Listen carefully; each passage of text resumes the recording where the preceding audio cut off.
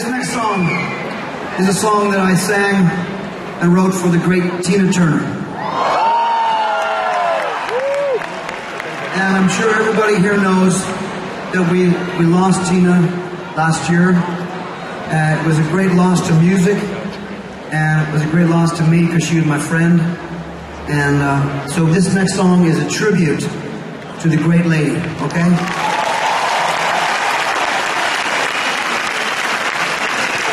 It's called It's Only Love.